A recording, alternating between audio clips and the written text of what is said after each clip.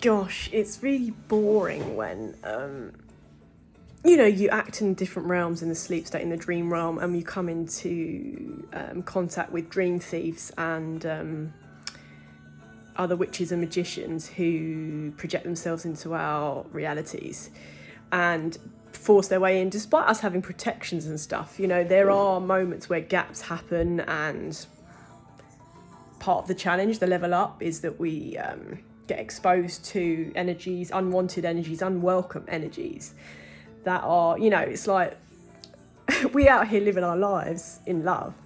We're not there behind closed doors going spellwork, you know, all day, every day to affect somebody else, which, you know, kind of imbalances the scales really a little bit, because that's their focus and it ain't my focus.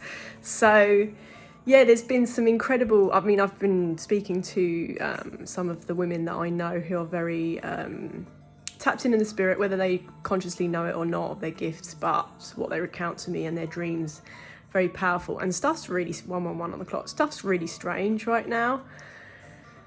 I'm having a Sade moment, just so that I can sort of come back to the love vibration.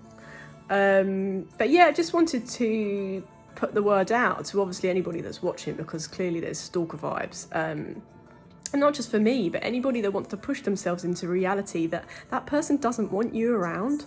That person is like blocked you from the past, and we are no longer those past versions of ourselves, so they cannot affect us. The reason I put this PSA or public service announcement or whatever this is the channel, is because this is an authentic, holistic life that I'm embodying and want to encourage all of us to do. And that means, you know, we're not here in love and light thinking nothing can touch us and we're invincible. I mean, me in the physical, like in the spirit, it would be very silly of people to continue to think that I'm not looked after in the unseen realms. Like, they might see me this way, but they don't know, not all of them know the past life versions of me or my family, what I've been connected to, and who looks after me. And I say this with love, because like when you know someone has a spiritual ranking, a high guard, because of the work that we've been put on the earth to do.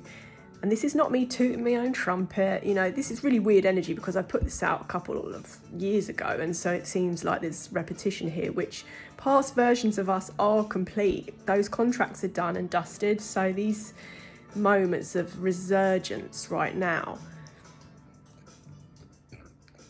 is coming up for the clearing of the healing of the nations, clearing of the collective clearing. I tend to be doing stuff for other people as well, which I know, which is not always welcome and nice, but and can knock shit out of me sometimes, 313.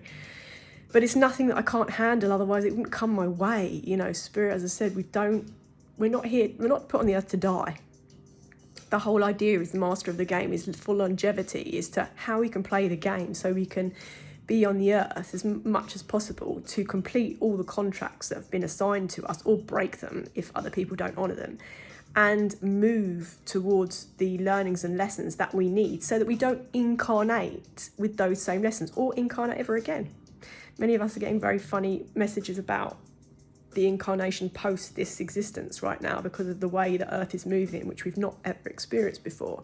353. So a lot of threes, 333, life path number 3, which is me, teacher, which I'd never wanted to embody before, but we come onto the realms. So there must have been something ordained from past lives to bring me to this now, because of the knowledge that's just coming out of my cells and my brain, my womb.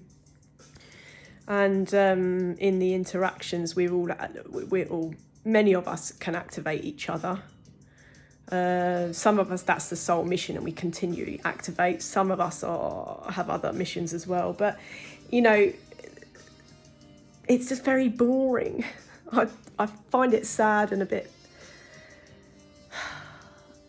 old hat, really, that people haven't let go or haven't moved on from a past self. And, you know, I recount stories. We talk about the past as an accumulation of experiences that bring us up to the here and now. But it can't affect us in the ways that it can. Like, as sensitive, if we're feeling the global shadow,